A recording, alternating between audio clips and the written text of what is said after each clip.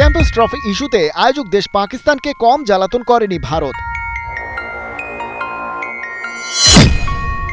29 বছর পর কোনো আইসিসি ইভেন্ট আয়োজন করছে দেশটা, অথচ সেখানে কোনোভাবেই যেতে রাজি হলো না ভারত। বাধ্য হয়েই তাই ঘরের ম্যাচ সুপার রাইভালের বিপক্ষে পরের মাঠে গিয়ে খেলতে হলো বাবর রিজওয়ানদের। আর আসরের সবচেয়ে আকর্ষণীয় ম্যাচটা নিজেদের গ্যালারিতে বসে দেখার সুযোগ হারালো পাকিস্তানি দর্শকরা। ভারতের ওপর তো ওদের তাই ক্ষেপে থাকারই কথা।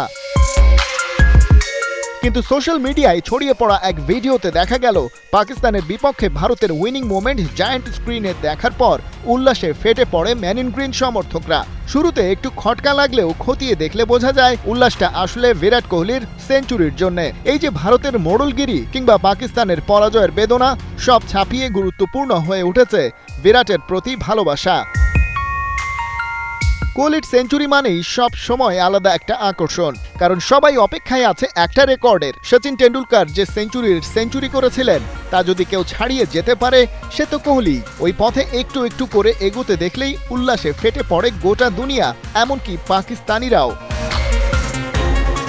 চ্যাম্পিয়ন্স ট্রফিতে পাকিস্তানের বিপক্ষে ম্যাচ উইনিং নক দিয়ে 82 নম্বর সেঞ্চুরিটা পেয়ে গেছেন কিং কোহলি। শততম শতক পেতে এখনো 18 বার 3 অঙ্কে পৌঁছতে হবে। টাফ, খুবই টাফ। সামনে অবশ্য স্বদেশী সচিন ছাড়া আর কেউ নেই। তবে পাকিস্তানের বিপক্ষে ম্যাচের দিন লিটল মাস্টারের আরেকটা রেকর্ড ভেঙেছেন কোহলি। ওয়ানডেতে দ্রুততম 14,000 রানের রেকর্ড এখন তার দখলে। 287 ওয়ানডে ইনিংসেই পেরিয়ে গেছেন সেই মাইলস্টোন, যেখানে সচিনের লেগেছিল 350 ইনিংস।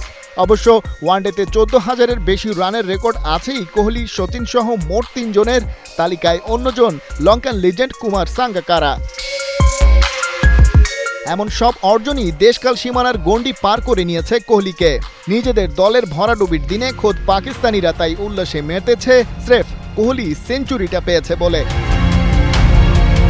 কিন্তু হতাশার কথা, রাজনীতির নোংরা সমীকরণে এমন সব ভালোবাসার গল্প মূল্যহীন আবেগ মাত্র।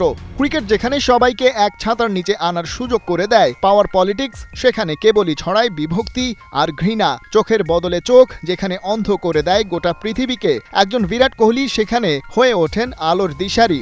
ভারতীয় হয়েও যে আলো ছড়ায় পাকিস্তানি টেরিটরিতে। খালিদ জামিল, ৭১।